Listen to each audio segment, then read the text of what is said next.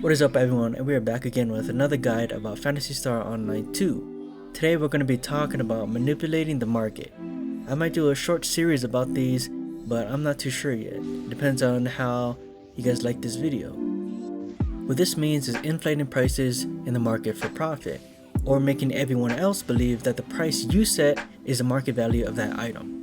So I do stocks every day in real life, and I do rental properties, and I buy and sell properties, so I have some knowledge about market manipulation. This is very easy to do, and a lot of people do this already in Phantasy Star Online 2. We are talking about scratch tickets. If you didn't know, scratch tickets are essentially gambling tickets for a chance at certain items or loot boxes.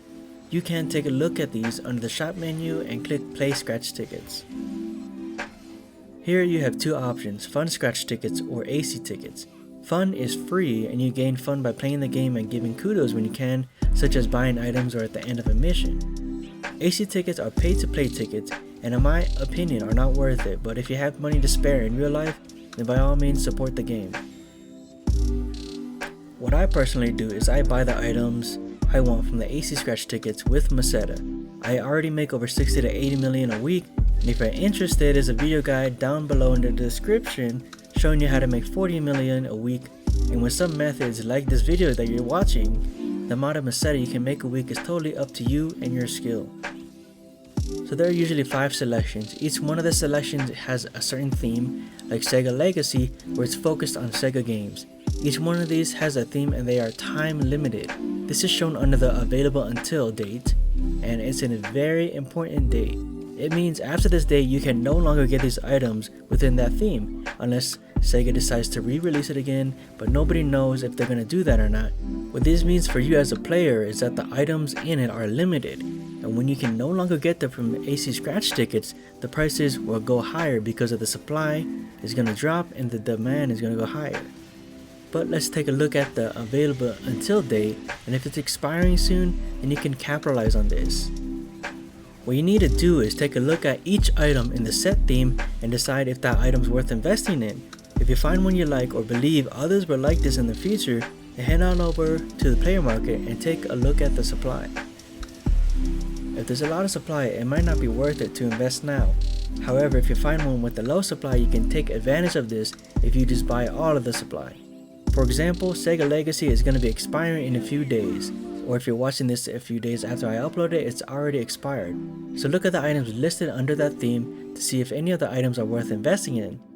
If there are, search them up on the market and look at their supply, meaning how many are in there, and the prices of each one of those.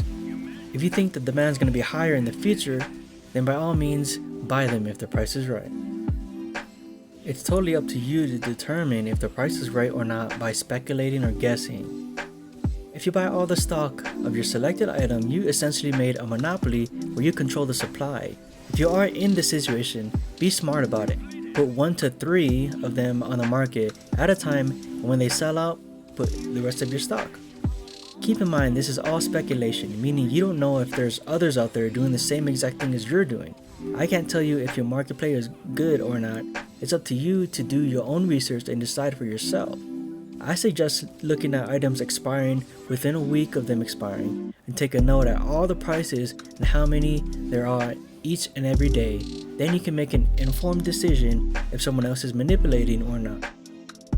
I'm not going to go more deeper than that, as this video would be over an hour long if I talk about specifics of the economy. I experience market manipulation in real life and make a lot of money betting against it and betting with it. So the simplified advice is just to do what I explained. Like when Elon Musk said Tesla stock is too high, that made Tesla stock drop down to 700 about a month ago. Well, a lot of us bought in, and take a look at what the price is now. It's up to 1700. I think it's actually the highest ever. It's all due to speculation. It's not like he released a new car or a product. This is all due to speculation. That's pretty much it for this video, but I'm gonna break it down or simplify it for you. First, look at AC scratch ticket themes that are expiring soon, but if you get better at this, you can easily apply this to the new AC scratch ticket items too. Then examine the price list and search up the items you think is going to be higher in demand later. I personally use Excel to take notes. After that, do a market analysis within a week of those items expiring, and look again to see the supply and the prices and make a judgment there. Do this daily until you believe the stars align, and when that happens, make your purchase.